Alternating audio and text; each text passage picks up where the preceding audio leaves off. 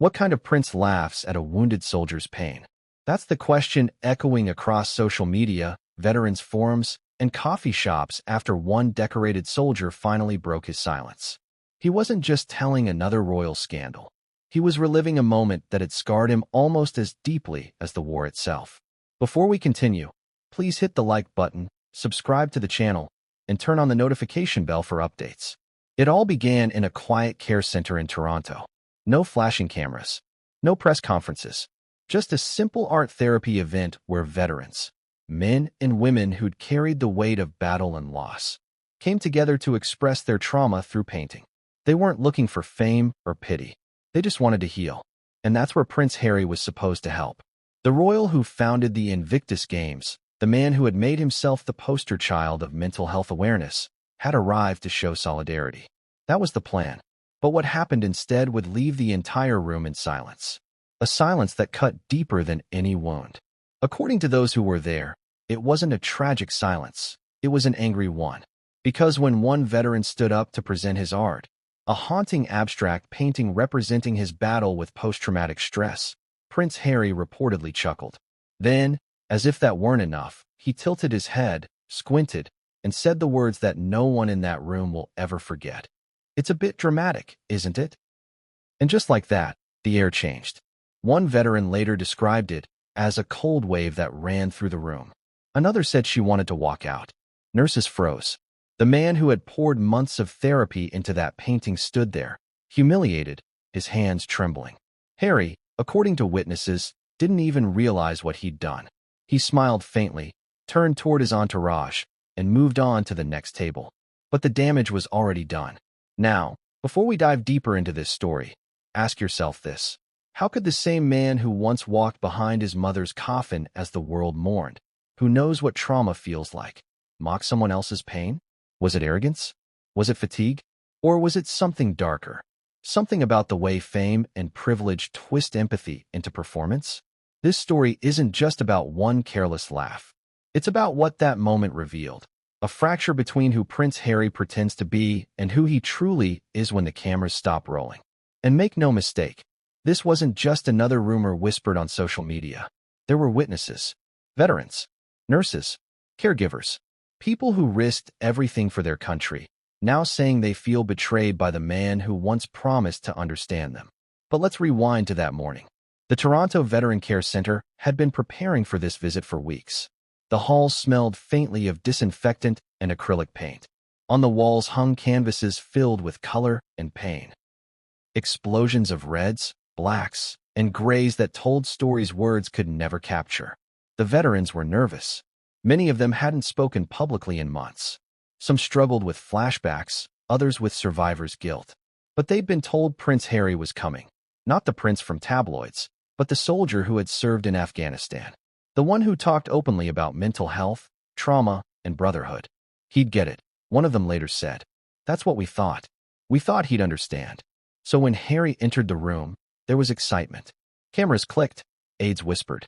He smiled, shook hands, offered polite nods. At first, it seemed genuine. He asked about the program, the therapy sessions, the art. Veterans began to relax. Then came the moment that would change everything. A veteran named David, whose identity was initially protected but later came forward, stepped up to present his piece. It was large, nearly 5 feet across.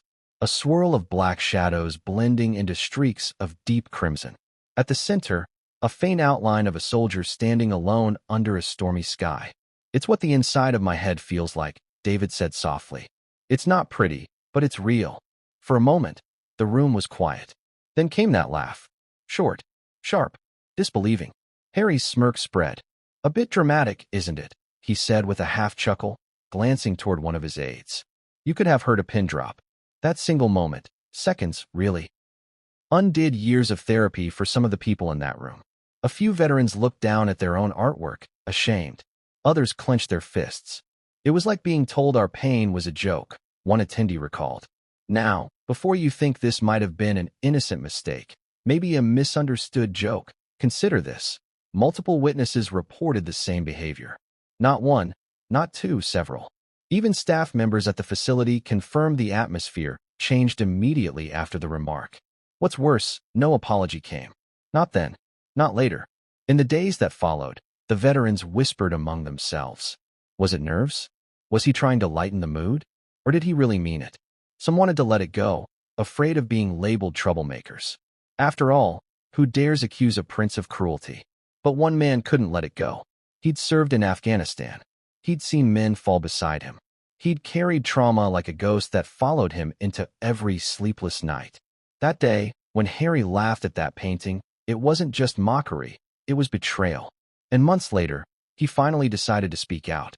He's an arse, the veteran said bluntly in an interview.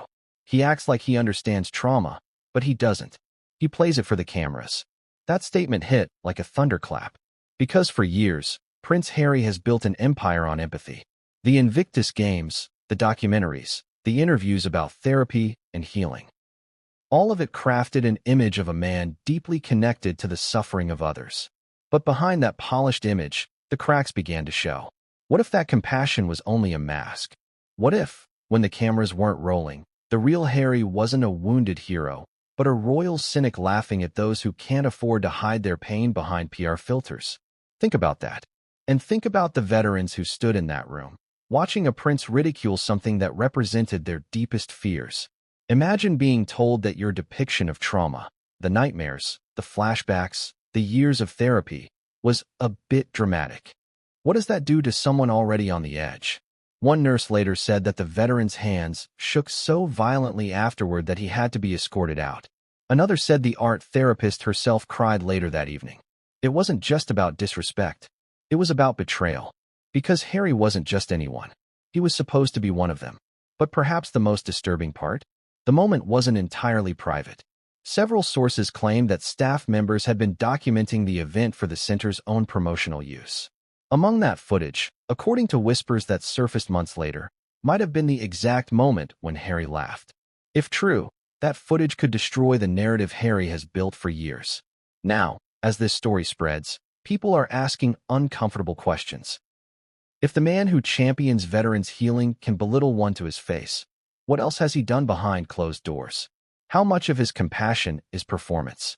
How much of his image is built on words rather than deeds? The veteran who spoke out says he was told to stay quiet. That after the incident, a representative from Harry's team contacted the center to clarify the tone of what had happened, suggesting that the prince's words were taken out of context. But according to multiple people present, there was no misunderstanding. He laughed. They heard it. And the pain that followed was real. As the truth began to leak, the story gained traction online. Military forums lit up with disbelief and anger. Some defended Harry, saying everyone can make mistakes.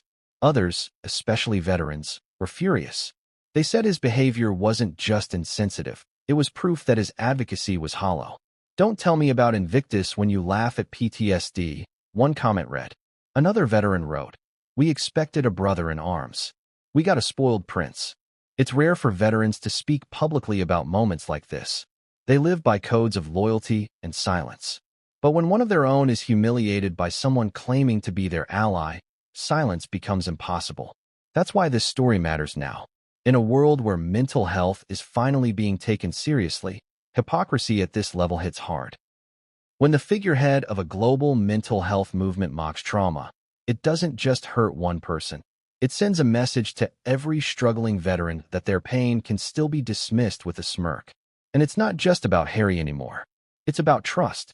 Credibility, the line between genuine empathy and performative sympathy. Because if Prince Harry could do this in a quiet veterans center, what does that say about the image he presents to the world? In the next chapter, we'll go inside that room, through the eyes of those who were there. You'll hear what the cameras didn't show, what the palace tried to silence, and how one moment of laughter turned into a scandal that may never be forgotten. But what came next would change everything, and no one saw it coming. What if the day that was supposed to bring healing instead reopened old wounds? That morning in Toronto felt hopeful. The veterans woke up early, some shaving carefully despite shaking hands, others ironing shirts they hadn't worn in months. A royal visit wasn't just ceremony, it was recognition. After years of being forgotten, overlooked, or written off as damaged goods, this was their chance to be seen. By a prince, no less. The staff moved with quiet excitement. The air smelled of fresh paint and disinfectant. The art therapy room was decorated with tiny flags and a long table filled with coffee and pastries. For many veterans, this was the first time in years they'd allowed themselves to feel proud of something they'd created. And yet, beneath the excitement, there was a flicker of anxiety. Would he really understand? Would this prince, born into unimaginable privilege, now living in California luxury, truly grasp what it meant to wake up screaming at 3 a.m. from memories that refused to die? But still, they hoped. They believed. Because this wasn't just any prince. This was Harry, the soldier prince, the man who'd served in Afghanistan, who'd spoken about mental health and trauma, who had built the Invictus Games from scratch to give wounded warriors purpose. He'd become something of a legend in veteran circles, someone who got it. At least, that's what they thought. By 10 a.m., the center buzzed with anticipation. Security was tight. Staff had rehearsed every movement. The director briefed everyone. No sudden movements. Keep the cameras subtle. And remember, it's about the veterans, not the prince. But when Harry's black SUV finally pulled up, everything changed. The flashbulbs, the entourage, the carefully timed laughter. It wasn't the arrival of a brother in arms. It was the entrance of a celebrity. He stepped out in a pressed gray suit, crisp white shirt, no tie, casual but calculated. His smile was polished, his handshake firm but brief. The veterans lined up, trying to hide their nerves. Some saluted. He waved them off with a grin. "Don't be formal with me," he said, laughing. "I'm just Harry. Just Harry." The phrase that once made him sound humble now rang oddly hollow. Because even as he said it, his team hovered behind him, whispering into earpieces, adjusting camera angles, making sure just Harry looked royal enough. Still, the veterans wanted to believe. For the first half hour, things went smoothly. Harry toured the therapy rooms, nodded at the staff, and asked polite questions about the programs. He even cracked a few jokes about his army days, earning polite chuckles. Then came the art therapy showcase. The veterans gathered in a semicircle, each with their piece displayed on easels.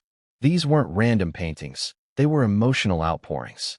Pieces that captured panic, fear, guilt. One veteran had painted a shattered mirror reflecting faceless soldiers. Another, a dark forest with faint eyes peering from the trees. Harry smiled at first. He seemed curious, attentive.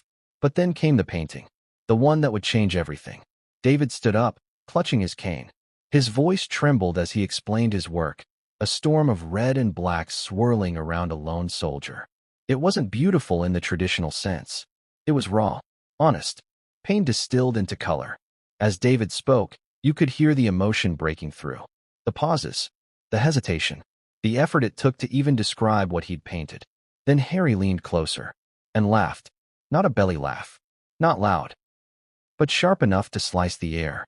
He tilted his head, raised his eyebrows, and muttered, "It's a bit dramatic, isn't it?" A few aides chuckled nervously, unsure if it was a joke. But when they realized no one else was laughing, they stopped. The room froze. David's shoulders stiffened. His lips quivered. He looked down, unable to meet anyone's eyes. The paint on his canvas seemed to glow under the fluorescent lights, suddenly garish, embarrassing. Harry moved on, still smiling, unaware of the damage he'd just done. The silence that followed was suffocating. The nurse closest to the door later said she heard the faint buzz of the air conditioner and the distant drip of a coffee pot. That's how quiet it became. And then David's cane clattered against the floor. He bent down to pick it up, his hands shaking, muttering something under his breath. The therapist rushed to his side, whispering comfort. Harry didn't notice. He was already posing for another photo at the far end of the room. That moment, those seconds, shattered something deeper than protocol. It broke trust. Because for these men and women, Harry wasn't just a royal guest. He was a symbol of understanding. Someone who had spoken their language, who had stood in their boots. They had defended him when tabloids mocked him. They had believed his speeches about compassion and healing. Now, they saw a different man. A man laughing at a wound he claimed to share. As the visit continued, the energy shifted. Conversations grew shorter. Smiles became forced. Harry seemed oblivious, chatting lightly about travel and weather. He accepted a small wooden carving as a gift and promised to support the program moving forward. But behind the polite applause, resentment simmered. Later, in the lunchroom, One veteran slammed his coffee cup onto the table. He laughed at him, he said through clenched teeth. He bloody laughed at him. Another tried to defend Harry. Maybe he didn't mean it that way. But the hurt was already spreading. It wasn't just what he said. It was how easily he'd moved on. And that's when something unexpected happened. As Harry's convoy prepared to leave, David stood outside by the door. He wanted to give him a letter, something he'd written weeks before. A simple note thanking Harry for founding the Invictus Games, for inspiring him to try art therapy. But when Harry walked past, his security detail blocked the path. "He's running late, sir," one of them said. Harry didn't even look back. David lowered the envelope slowly. His hands trembled, his jaw tight. He turned to one of the staff and said softly, "He doesn't get it." He never did. That sentence became the first spark of a story that would take months to explode. Because after that day, strange things began to happen. Emails from the care center were quietly deleted. Photos from the visit disappeared from social media. And when veterans tried to discuss the event publicly, they were told to keep things positive. One staff member recalled being called into a private meeting with administrators. "We were told to emphasize the success of the visit," she said. "Nothing negative. Absolutely nothing about the paintings. But word has a way of leaking, especially when truth is heavier than silence." A few weeks later, someone anonymously posted on a veterans forum, "Prince Harry laughed at a PTSD painting. I was there." The post was short but powerful. Within hours, replies flooded in, some skeptical, others angry. But one message stood out. "I know. I saw it too." That's when the story began to take shape. Rumors turned into whispers. Whispers into screenshots. Screenshots into statements. Veterans began reaching out to each other privately, comparing notes, piecing together what really happened. And all the while, Harry's team remained silent. Until one veteran finally decided silence was no longer an option. He wasn't after fame or revenge. He wanted accountability. He looked right at that painting, he said later in an interview. Right at it. And he laughed. "You can't spin that. You can't pretend that didn't happen." For him, that laugh wasn't just cruelty, it was hypocrisy. Because the same man who laughed at trauma would soon appear in glossy interviews talking about compassion, mental health awareness, and understanding veteran struggles. It was unbearable to watch. In that moment, Toronto veterans felt invisible all over again. And yet, there was still one thing Harry didn't know. Someone in that room had been recording. The care center often filmed visits for internal records, nothing public, just documentation.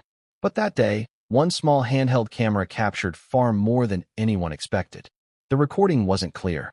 The audio was faint, but it was enough. Enough to hear the laughter. Enough to see the veteran's face fall. Enough to prove that the moment everyone remembered wasn't imagined. That footage became the spark behind a storm. Because once the veterans knew it existed, there was no turning back. The question wasn't if it would leak, but when. And when it did, it would expose far more than an awkward laugh. It would unravel the entire illusion of Prince Harry's empathy. Because hidden behind that grin, behind the charm and the speeches, lay something darker, something even his most loyal supporters couldn't ignore. But before that footage ever saw the light of day, one man would break ranks and speak the truth first. And his words would set everything in motion. What came next would send shockwaves through the royal PR machine and force the world to ask, who is the real Prince Harry? Have you ever tried to explain pain without using words? To take something invisible, like guilt, fear, or trauma, and pour it onto a canvas so the world can finally see what's been tearing you apart inside? That's what the veterans at the Toronto Care Center were asked to do. And for most of them, it wasn't easy. Some broke down halfway through a session. Others painted and repainted for weeks, unable to capture the storm in their minds. But when they finally finished, each painting became more than art. It became evidence of survival. David's painting, the one that would later haunt Prince Harry's reputation, was the centerpiece of the exhibit. He called it the noise. It was a canvas of chaos, broad, aggressive strokes of black and red layered with jagged lines of white. From a distance, it looked like a violent explosion frozen in time. Up close, you could see faint figures hidden in the background, faces screaming without mouths, hands reaching upward as if drowning in color. At the very bottom corner, a single line of text, "Still here." That was the point of the project. To help veterans externalize trauma, to pull it from the shadows of their minds and place it where they could confront it safely. For David, who'd survived 2 tours in Afghanistan, this painting wasn't therapy, it was exorcism. Every stroke had cost him something. The staff knew how much it meant. The veterans knew too. But when the prince walked in, none of that mattered. You could feel the tension the moment Harry approached David's easel. He smiled politely, hands clasped behind his back like a teacher examining a student's project. For a second, there was silence. David began explaining the piece. His voice trembled as he said, "This is what it feels like when you come home, but part of you never really does." Harry leaned in closer, squinting. "That's interesting," he said. "A bit dramatic, isn't it?" It was the laugh that followed, a quiet chuckle, almost dismissive, that shattered everything. Let's pause for a second. Imagine you've spent months confronting nightmares that never end, flashbacks, panic attacks, guilt that eats away at you. You take all of that and pour it into art, hoping someone, anyone, might understand. Then the one man who should understand most of all, the prince who built his image on empathy, laughs at it. That's not just insult, it's erasure. In that moment, David said it felt like his soul collapsed in on itself. He'd admired Harry.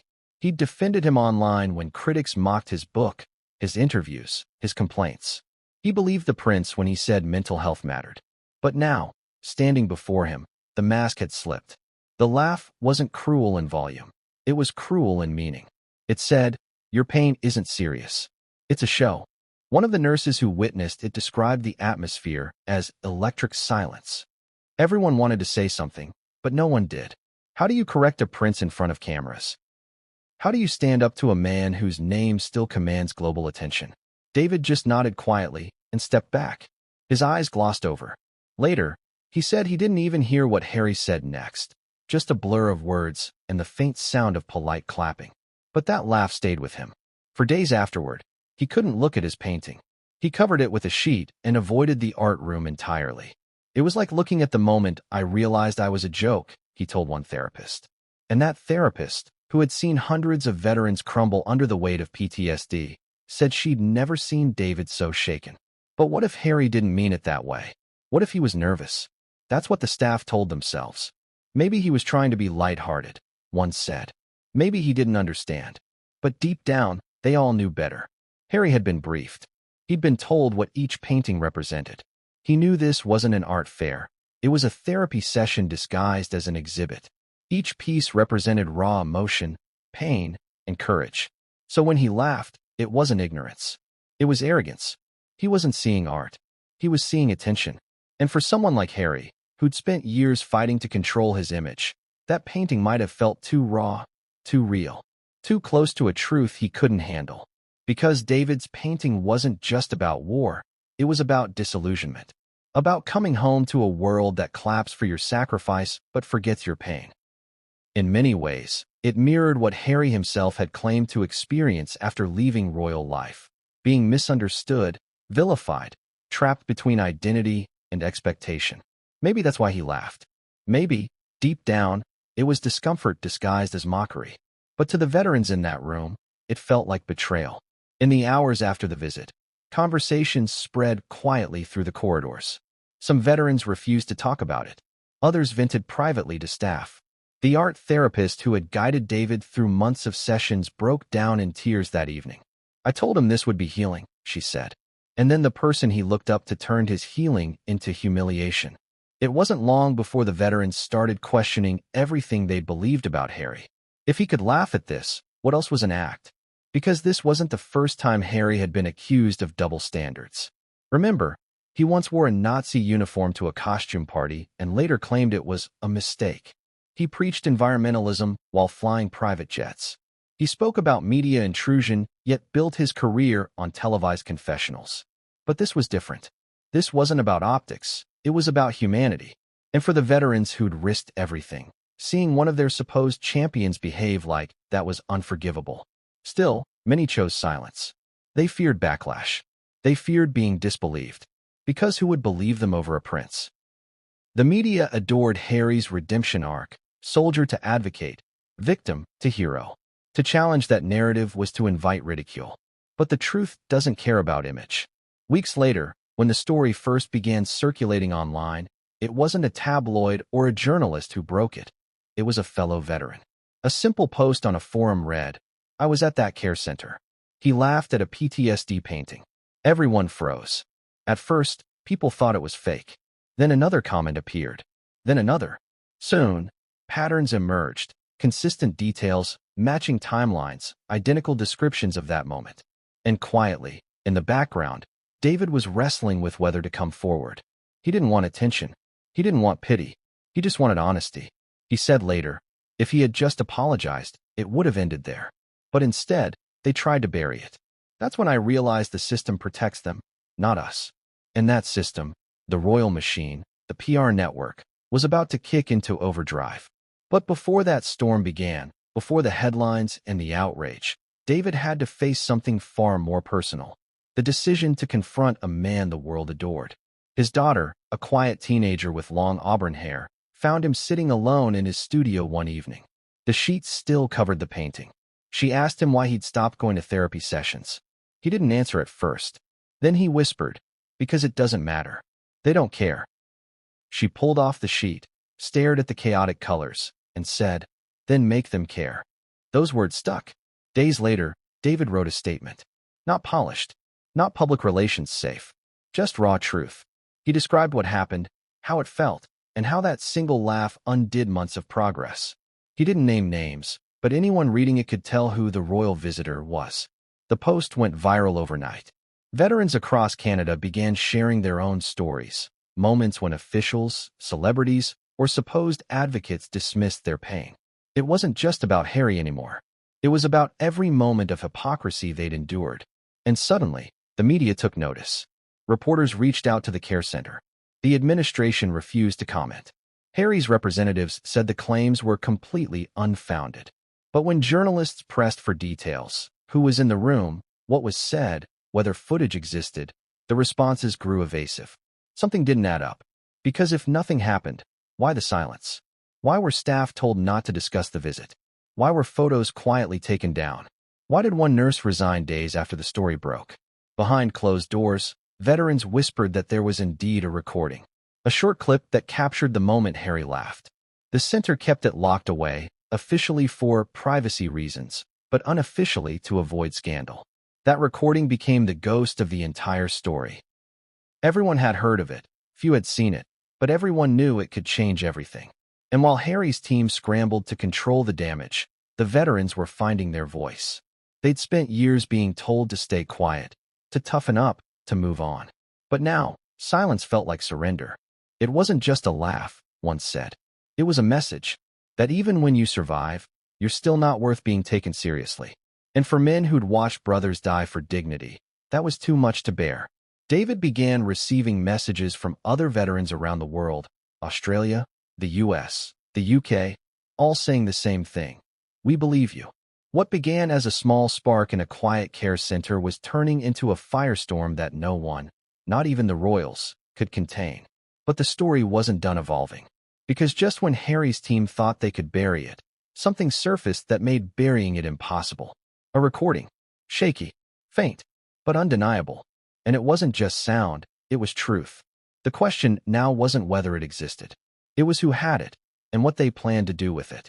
But before that truth exploded into public view, another voice would join the fray. A man who'd been silent for months. A man who decided to tell the world exactly what he saw that day. And his words would ignite a scandal that even Buckingham Palace couldn't silence. What does it sound like when a room full of wounded soldiers goes silent? It's not the kind of silence you find in peace. It's the kind that comes after a bomb goes off, the breathless void between shock and understanding. That's what happened the moment Prince Harry laughed.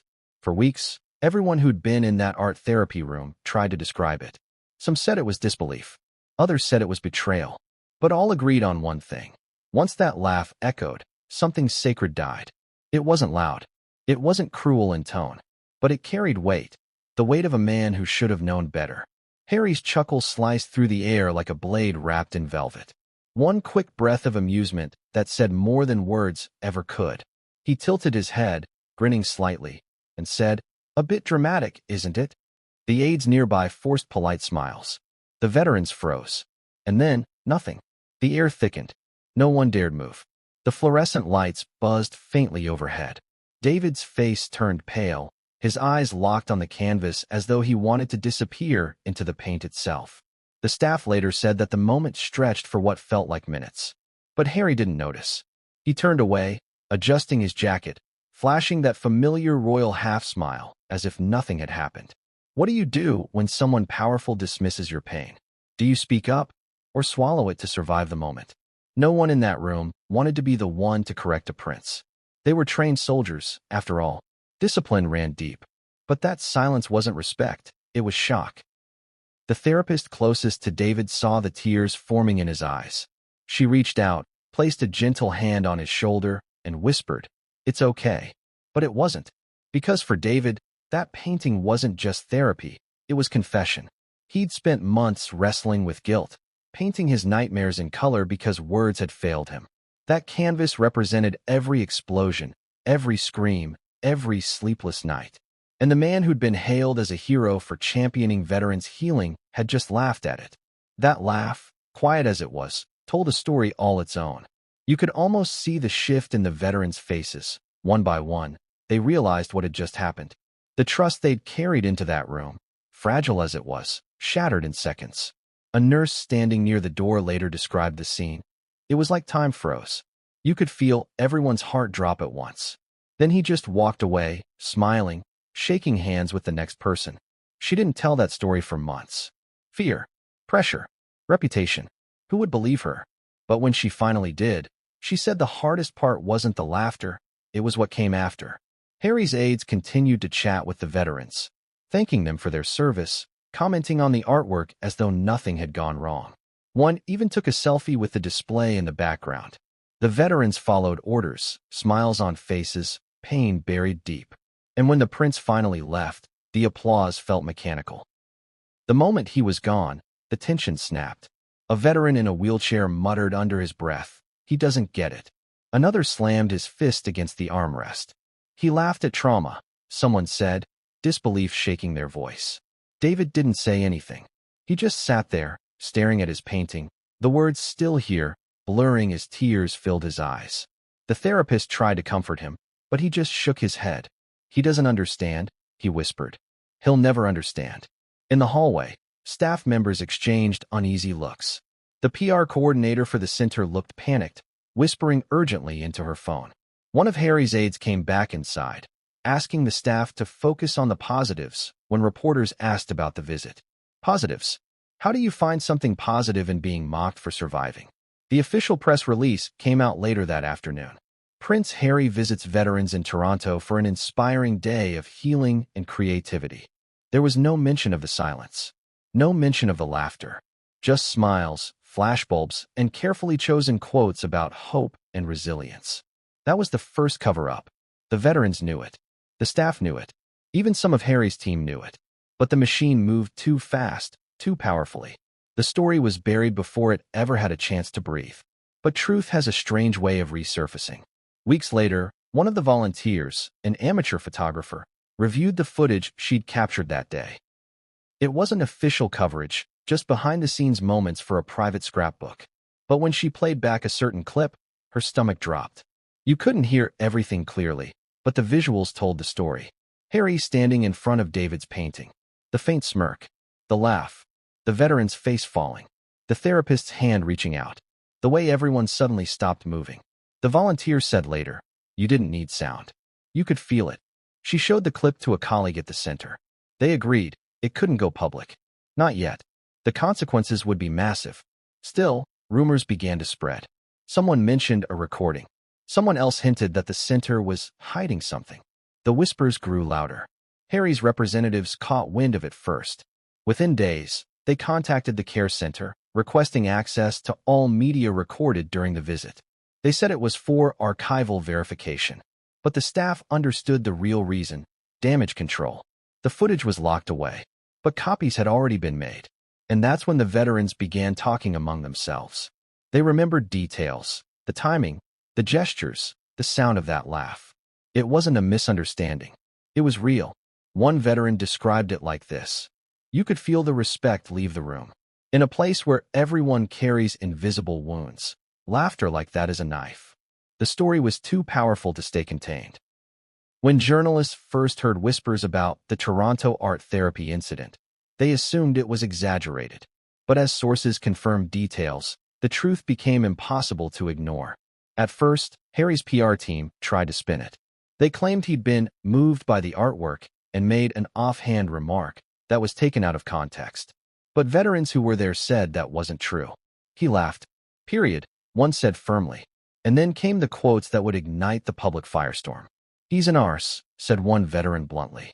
He acts like he cares about soldiers, but it's all for show. When the cameras aren't around, there's no compassion.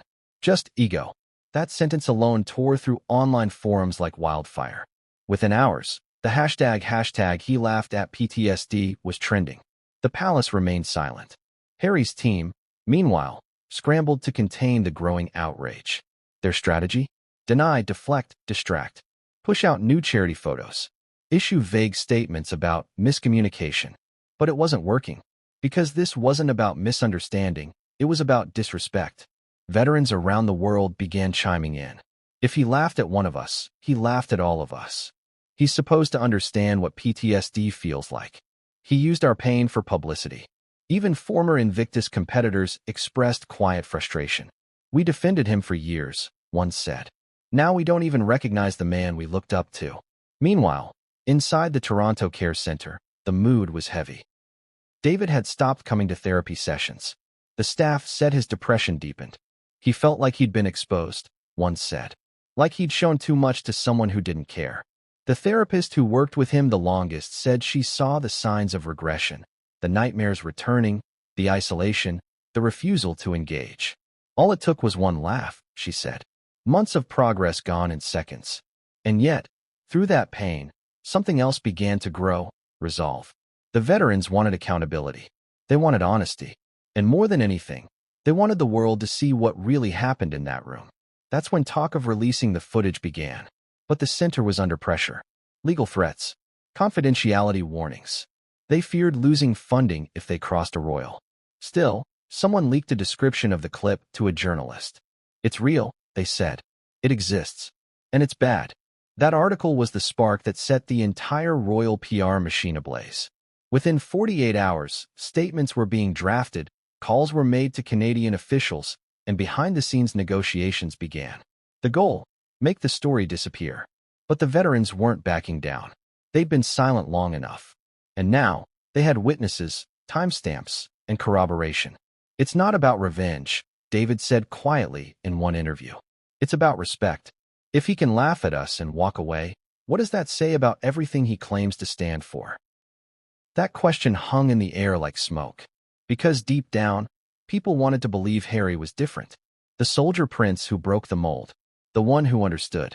But this story made them question everything. Was his compassion genuine, or carefully manufactured for sympathy and spotlight? Every day, more details surfaced.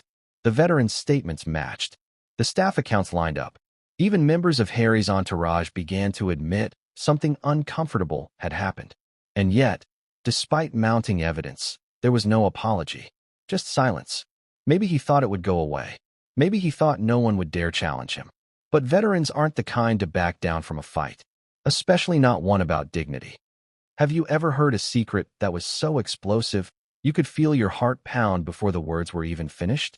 That's how the first whisper of the Toronto recording spread among the veterans community. Quiet at first, almost a rumor. Then heavier, louder, real. Someone had proof. The day the laughter happened, one of the center's volunteer coordinators, a soft-spoken woman named Elise, had been holding a small handheld camera. It wasn't part of any royal coverage, just internal documentation for the therapy program. She'd been told to capture candid moments between the veterans and Prince Harry. The footage was supposed to be uplifting, maybe even used in a promotional reel about art therapy. But what that camera caught wasn't uplifting. It was devastating. Elise didn't even realize it at first. She'd been standing near the far wall, zooming in on the veterans' faces as they described their work. When the laughter erupted, she flinched, the camera shaking slightly. Her first instinct was confusion. Had she misheard? Then she saw the veterans' faces, and she knew she'd just captured something she wasn't supposed to. For days, she couldn't bring herself to watch the footage. She'd seen trauma before. She'd worked with these soldiers for years, but this felt different. It wasn't the content. It was the betrayal. When she finally played it back in her office, her stomach turned. The clip was just over 20 seconds long. The camera wasn't perfectly still, but the moment was clear. David standing next to his painting, voice trembling as he explained the darkness swirling across the canvas. The prince leaning forward, tilting his head, smirking faintly. The words, barely audible at first. A bit dramatic, isn't it? Then came the faintest laugh. A chuckle, quick and dismissive, yet loud enough to silence the room. David's face fell instantly. His shoulders stiffened. You could see him swallow hard, eyes darting toward the ground. The other veterans froze. The therapist's hand came into frame, reaching toward him, whispering something unheard. The sound of that laugh lingered in the background like a ghost. Elise paused the footage. Her pulse was racing. She leaned back in her chair, staring at the frozen image on her monitor, the prince's smirk mid-frame. That single frame told the entire story. What was she supposed to do with it? At first, she did nothing. The footage was confidential. It belonged to the care center. Her job wasn't to stir scandal. But when she overheard senior staff discussing how nothing unusual happened during the visit, her conscience twisted. Nothing unusual? That was a lie. Still, she hesitated. Crossing a royal wasn't just risky, it was dangerous. These people had power, influence, lawyers. She'd seen what happened to whistleblowers. So she stayed quiet. For a while. But the guilt didn't fade. Every time she walked past David's art room and saw the sheet covering his painting, she felt that same knot in her chest. Then came the forum post, the anonymous veteran claiming that Harry had laughed at a PTSD painting. When she saw it spreading online, her heart dropped. They weren't lying. They were trying to tell the truth. And she had proof. She made a copy. Just one. She transferred it to a small encrypted flash drive and hid it in a folder labeled Staff Archives 2019. The original remained on the care center's hard drive, where administrators could access it if needed. But the copy was hers, and deep down, she knew she'd made it for a reason. Days later, Harry's PR team reached out. They requested any visual materials from the visit, citing archival purposes. It sounded innocent enough. But Elise noticed the urgency in their tone, the subtle pressure in their emails. They wanted every frame, every photo, every clip. That's when she knew they'd heard the rumors too. The footage was handed over to the palace liaison. Or at least, the version they were meant to see. Elise made sure the clip in question was missing from the package. Officially, it didn't exist. But unofficially, it was about to become the most dangerous 20 seconds of video in Prince Harry's entire public life. Meanwhile, word of the recording began to leak among the veterans. No one knew who had it, but they knew someone did. Whispers spread in coffee shops, private group chats, therapy sessions. Some begged for it to be released. Others feared the backlash. If we show it, they'll come for us, one veteran warned. They already have, another replied. They erased us from their statements. They called us liars. David didn't want to see the clip at first. He said it would reopen the wound. But curiosity, mixed with pain, eventually pushed him over the edge. He needed to know whether his memory had exaggerated the moment, or whether it was really as cruel as he remembered. When Elise finally showed him, the room went dead silent. He watched without blinking. The moment Harry laughed, the tightening of his own jaw, the instant shame that washed over his face. When the video ended, David said nothing. He just stared at the blank screen, then muttered, "That's it. That's exactly what happened." For him, it was validation, but it was also torture. Proof that the pain was real. And now, he faced a choice. Keep quiet, or speak the truth. He chose the latter. But before he could, someone else beat him to it. A journalist from a Toronto-based independent outlet, known for exposing political scandals, received an anonymous envelope. Inside, a USB drive and a handwritten note. The note read, "He laughed at PTSD. Don't let them bury it." When the journalist plugged in the drive, she froze. There it was, the moment, the laugh, the silence. The video was grainy but clear enough to identify everyone in the frame. She replayed it 10 times, making sure her eyes weren't deceiving her. Then she contacted the care center for comment. That's when the panic began. Within hours, lawyers from both the center and Harry's foundation contacted the publication, warning against misrepresentation of private interactions. The legal language was sharp, intimidating, but it only confirmed one thing: the footage was real. Behind the scenes, royal aides scrambled to contain the fallout. The plan was to suppress, discredit, and distract. They reached out to sympathetic outlets, hinting that the clip had been altered or taken out of context. But those who'd seen it knew the truth. There was no misunderstanding. He laughed, and the veteran's silence in that video said everything. The journalist hesitated to publish it outright. Without official permission, the legal risk was enormous. But the story was too powerful to ignore. Instead, she wrote a detailed exposé describing the contents of the clip, quoting anonymous witnesses and including still images. The article went viral overnight. Exclusive, leaked footage shows Prince Harry mocking PTSD art at Toronto Veterans Center. The backlash was immediate. Social media exploded. Some refused to believe it. Others demanded accountability. Veterans groups called for a public apology. Harry's supporters accused the press of targeted character assassination. But those who had lived through trauma knew better. They could see the truth written on David's face in those still frames. For them, the issue wasn't politics or gossip. It was dignity. The next morning, Harry's spokesperson released a statement calling the story grossly misleading. They insisted the prince had been moved by the artwork and that a brief moment of misunderstanding had been twisted for attention. But then, a veteran from the event, unnamed at first, responded in a radio interview. "That wasn't misunderstanding," he said. "That was mockery. And we all heard it." The voice was shaky, but the conviction was strong. After that, everything unraveled. Other witnesses began speaking out. Nurses, therapists, volunteers. Their stories matched. The timelines aligned. The palace narrative collapsed. And all the while, one question burned hotter and hotter. Would the full recording ever see the light of day? It would, but not yet. Before that could happen, another twist would turn this quiet scandal into a royal crisis, one that would drag more than just Harry into the crossfire. Because someone else, someone close to the veterans, decided to speak out publicly. And when they did, the world finally learned the name of the man behind the painting. The man who refused to be silenced any longer. There comes a moment when silence feels heavier than the truth. That's what David said when he finally decided to speak. He'd stayed quiet for months, watching the story twist and turn in the media, seeing strangers argue online about what really happened, wondering if the world would ever believe him. But one sleepless night, sitting alone in his kitchen, he realized something that changed everything. "They already took my piece," he said later. "I wasn't going to let them take my voice too." That was the moment the dam broke. It started small. A local journalist reached out after reading the leaked article. She'd heard whispers about a decorated veteran, who was the unnamed artist in the video. When she called, David almost hung up. He wasn't ready. He didn't want fame or pity, but he also knew that if he didn't speak, they'd keep lying.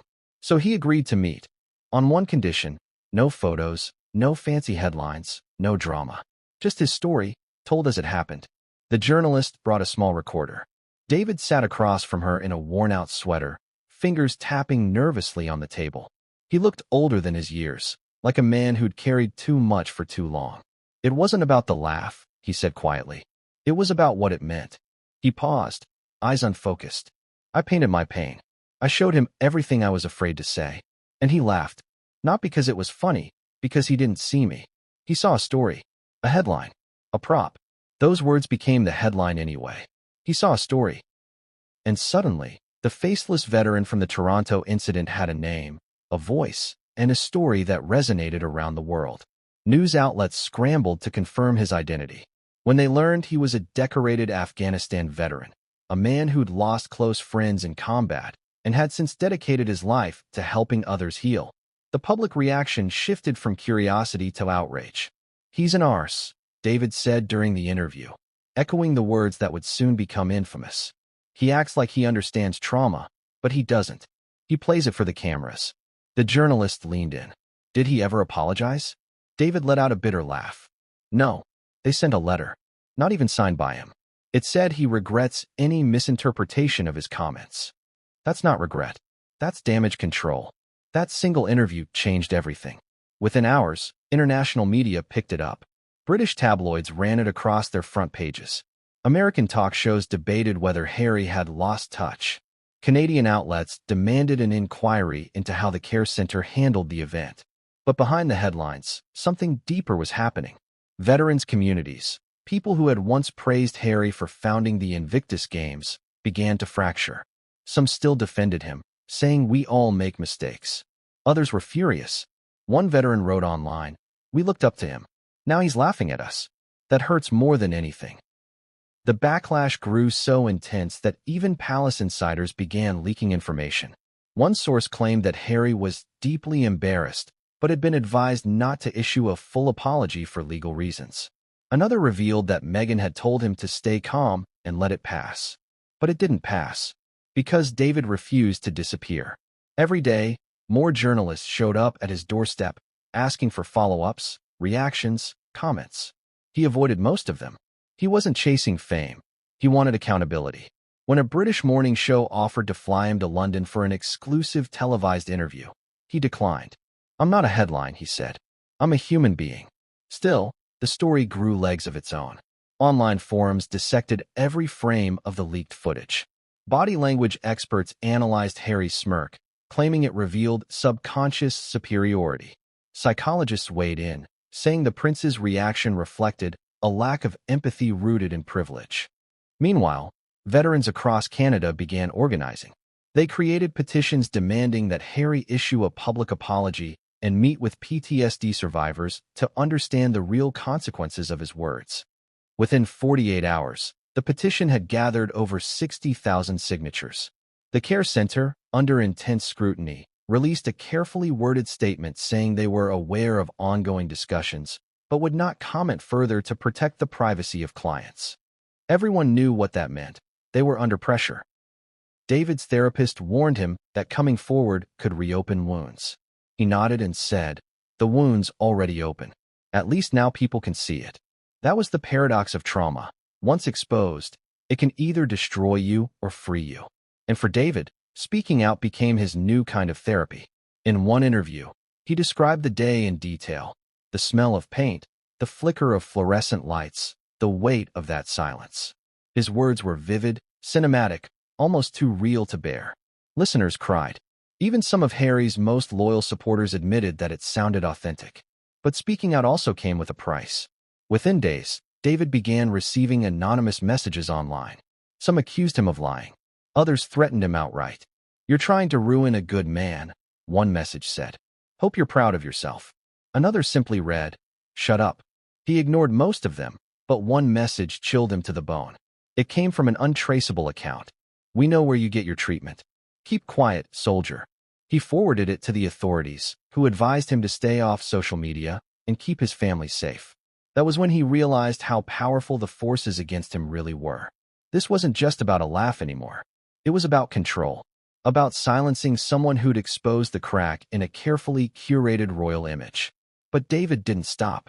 He released a written statement online, addressed directly to Prince Harry. It read, "You taught the world to talk about trauma. I believed you. We all did. But the day you laughed at my pain, I saw the truth. You don't understand trauma. You use it. You wear it like a medal, not a memory. I don't hate you, but I can't let you lie anymore." That statement broke the internet. Celebrities, veterans, and even mental health advocates began weighing in. Some praised David for his bravery. Others called for compassion toward Harry, suggesting that he's only human. But the tide had turned. For years, Harry had built his reputation as the wounded prince who fought for healing. Now, that image was bleeding. Behind palace walls, advisors debated damage control strategies. Should Harry apologize on camera? Should he visit the center again? Should he ignore it altogether? Reports say Meghan urged him to focus on positivity, but the pressure was too much to ignore. He agreed to record a short statement. But before he could, something unexpected happened. A second witness came forward. Her name was Nancy, one of the nurses on duty that day. She'd been standing just a few feet from David when the incident happened. For months, she'd kept quiet, afraid of losing her job. But when she saw David being called a liar online, she couldn't take it anymore. She reached out to the same journalist and confirmed everything. "I was there," she said. He laughed, and I saw the look on David's face. "You can't fake that kind of pain." That was the moment the story stopped being rumor and became reality. The headlines shifted again. Second witness confirms Harry's Toronto laughter incident. Suddenly, every outlet wanted the nurse's account. Every network wanted an interview. But Nancy didn't want fame either. She just wanted truth. And her truth made it impossible for the palace to deny what happened. In private, Harry was reportedly furious. He felt betrayed by the veterans he thought admired him. But to the public, he stayed silent, calculating, cautious, waiting for the storm to pass. But this storm wasn't fading, because the veterans had stopped being afraid. They were organizing, speaking, and sharing their stories. The media couldn't ignore them anymore. And as the noise grew louder, something else surfaced, an internal document from within Harry's PR circle, a memo that revealed just how far his team was willing to go to bury the truth. And when that memo leaked, even the palace couldn't contain the fallout, because the words written inside weren't about compassion, healing, or understanding. They were about silencing. And once those words hit the press, the scandal would go from bad to catastrophic. The moment David's interview hit the airwaves, the silence inside Buckingham Palace broke like glass. Phones rang in the middle of the night. PR advisors were called from their beds. The Sussex team, split between Montecito and London, went into immediate crisis mode. The machine had awakened. Contain it. Now. That was the first order, allegedly given by one of Harry's senior communication strategists. The goal wasn't to deny or to apologize, it was to control. In the world of modern royalty, perception is everything. And perception, for years, had been Harry's strongest weapon. The timing couldn't have been worse. Harry and Meghan were negotiating new media projects in the US, all centered on compassion, authenticity, and emotional healing. The last thing they needed was footage of Harry laughing at a PTSD painting going viral. But it already had. The image of the painting, the noise, was everywhere. Hashtags like hashtag he laughed and hashtag PTSDisnotfunny trended across social media. Veteran groups worldwide began posting their own stories of being dismissed or mocked by public figures. What had started as a local scandal was morphing into a global movement. The palace and the Sussex PR team had one objective: stop the bleeding. Step 1. Discredit the witness. Within hours of David's interview airing, subtle whispers began appearing online. Anonymous accounts claimed the veteran had a history of unstable behavior. Others suggested he'd been coached by tabloid journalists to exaggerate the story. These weren't random trolls. They were part of a coordinated campaign. Emails leaked later would show that Harry's media representatives had contacted several sympathetic journalists, urging them to approach the story cautiously and verify the veteran's mental stability before publishing further coverage. It was classic damage control. If you can't bury the story, bury the source. But veterans noticed, and they were furious. He risked his life for his country, one Canadian soldier tweeted. And a prince in a mansion is calling him unstable? The backlash intensified. Step 2. Shift the narrative. The team released a statement through a major UK newspaper. It read, "Prince Harry holds the utmost respect for veterans worldwide. Any suggestion otherwise is categorically false." The prince's comments during his visit were in reference to the artistic expression of a piece, not the individual's trauma. He has always been and continues to be an advocate for mental health and the brave men and women who serve. In plain English, that meant he didn't mock trauma, he critiqued the painting. The wording was deliberate, vague enough to sow doubt, precise enough to sound plausible. But to anyone who'd seen the clip, it was insulting. The veteran community saw it for what it was: spin. A nurse from the care center wrote anonymously on social media, "I was there." He wasn't critiquing art. He was laughing at pain. The PR team moved to the next stage. Step 3. Drown the scandal in new headlines.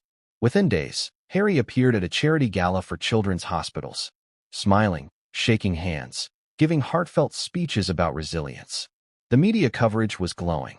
"Prince Harry's touching speech brings tears to the room," one headline read. But beneath the polished smiles, the tension was unmistakable. Every question from journalists was carefully screened. Every reporter allowed near him had been vetted. No one dared ask about Toronto. Still, the internet didn't forget. Clips of the speech were flooded with comments. Did he laugh this time too? Hashtag he laughed trending again. Stop hiding behind charity when you hurt the people who need it most. Every attempt to pivot backfired. Step 4. Silence the insiders. A memo, later leaked by an anonymous source, revealed that employees of the Toronto Care Center were instructed to sign updated confidentiality agreements. The language was clear: no discussion of the royal visit, no media engagement, and no acknowledgement of footage. Some staff refused. Others, fearing job loss, complied. That memo marked the turning point, because when it reached the veterans, they realized this wasn't just about protecting Harry's image. It was about suppressing truth. A retired general who had once supported the Invictus Games publicly condemned the move. "The royal family built their reputation on honor," he said. "But honor doesn't mean hiding mistakes. It means owning them." Those words hit hard. The palace scrambled to counter. Anonymous sources close to Harry told the media that he was deeply saddened by the misrepresentation of his visit and that the veteran's mental health was his top priority.